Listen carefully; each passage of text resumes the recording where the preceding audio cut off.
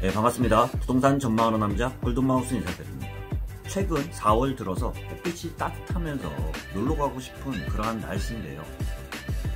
햇빛은 따뜻하지만 바람은 아직 싼 그 일교차가 심한 날씨라고도 할 수 있습니다.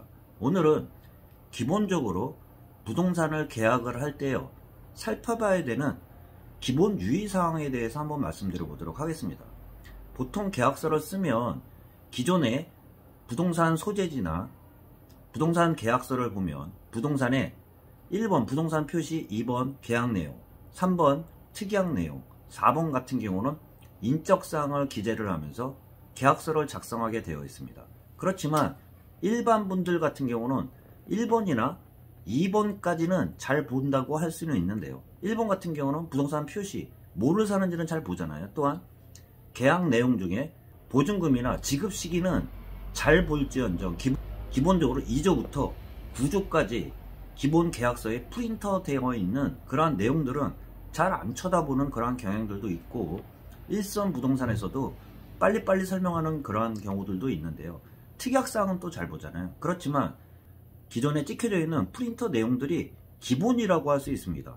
최근 일선에 있다 보니까 기본적인 내용도 그 인지를 못하는 상태에서 손해보는 분들도 많이 있습니다. 제가 많이 말씀드린 계약금 같은 경우도 잔금을 지불하지 않으면 뜯긴다고 했어요.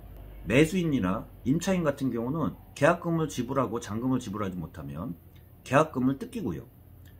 매도인이나 또한 임대인 같은 경우도 그 계약을 해지시키기 위해서는 받은 계약금의 2배를 돌려줘야 된다는 그러한 기본적인 내용은 그 계약서 내용에 다 있다고도 할 수 있습니다. 오늘은 또한 원상복구 같은 경우도 기본적으로요, 상가 계약을 할 때 계약이 종료가 되면 원상복구가 따르게 되어 있는데요.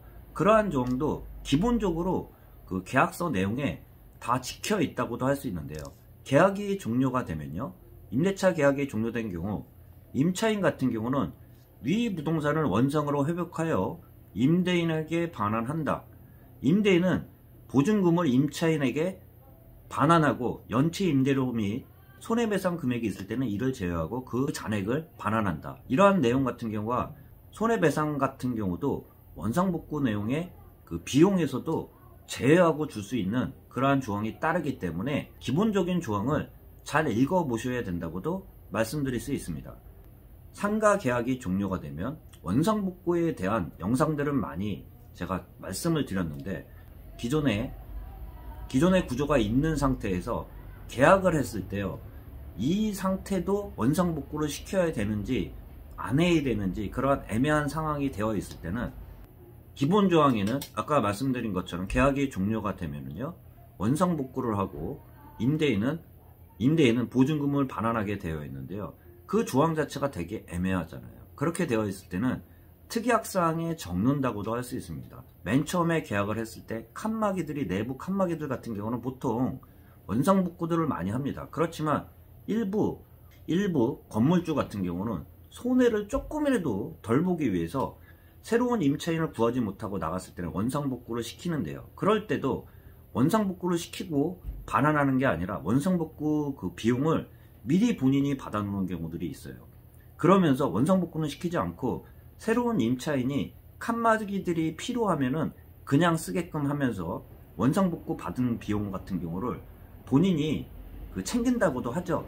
다른 임차인 같은 경우는 칸막이를 제거해달라는 그러한 그 제안이 왔을 때나 그때나 원상복구를 시키면서 그때나 액션을 취하면서 일단은 돈을 잡아놓고 새로운 임차인의 상황에 따라 원상복구 시키기도 하고요. 안 한 상태에서 원상복구 비용을 받아놓고 그걸 꿀꺽하고 새로운 그 임차인과 계약을 진행하는 경우들도 있습니다. 임차인 입장에서는 새로운 계약서를 썼는데 내가 하지도 않은 그 칸막이나 그러한 게 있는 상태에서 계약을 했을 때는 그 특약사항에다가 그 내용들을 적어두면 그 제3자가 봐도 명확한 그러한 그 둘의 약속들을 적어놓는 게 그 특약사항이라고 할 수 있습니다. 잘 쓰는 계약서는요, 제3자가 계약서만 봐도 어떠한 내용인지 알 수 있는 그런 내용들 같은 경우가 가장 잘 쓴 계약서라고 할 수 있는데요.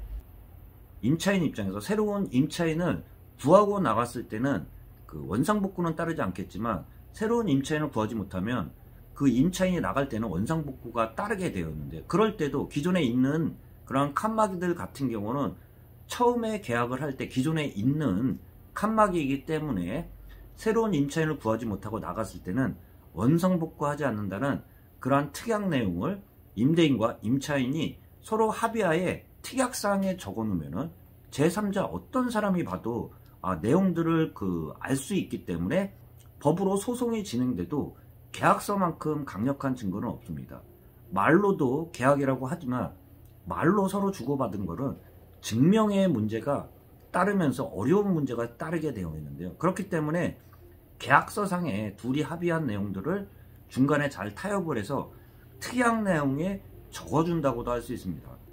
오늘은 기본적으로 계약서를 쓸 때요, 기본적으로 찍혀있는 프린터된 내용을 잘 읽어보지 않고 그냥 넘어가면서 특약 내용만 보시는 분들도 있는데, 기본적으로 찍혀있는 그러한 법조항 내에서는 전체적인 내용들이 다 있기 때문에 먼저 살펴보고 계약을 해야지 나중에 계약이 종료가 되거나 또한 새로운 임차인을 구하더라도 실수 없이 계약을 치른다고도 할 수 있습니다. 그리고 마지막으로 또 하나 말씀드리는 게, 계약 내용 같은 경우가 기본적으로 누구 한쪽에만 너무 유리한 조항은 나중에 그 계약 내용 같은 경우 특약 내용을 적는다고 해도 인정이 안 되는 경우들이 있습니다. 어떤 경우냐면, 어떠한 건물주 같은 경우는 새로운 임차인을 구하고 상가 계약서를 쓸 때 권리금을 주장하지 못하게끔 특약사항에 넣어달라는 분들도 있는데, 실질적으로 그러한 조항은 넣을 수가 없습니다. 임차인이 임대인한테 권리금을 청구하지는 못하지만 새로운 임차인한테 시설비나 권리금 쪽으로 받고 나가는 것을 방해한다 그러면, 그때는 어떻게 보면 거꾸로 건물주한테 임차인이 그 권리금이나 시설비를 청구할 수 있는 그러한 조항들이 있기 때문에 너무 한쪽에 반하는 특약 조항 같은 경우는 특약에 넣은다고 해도 법적 구속력은 없다고도 할 수 있습니다. 참고하시길 바라면서요, 계약서를 쓸 때 기본적인 사항에 대해서는 더더욱 면밀히 살펴보고 그 다음에 특약 조항을 봐야 된다는 말씀 좀 참고로 드리면서 영상 마치도록 하겠습니다. 골든마우스였습니다.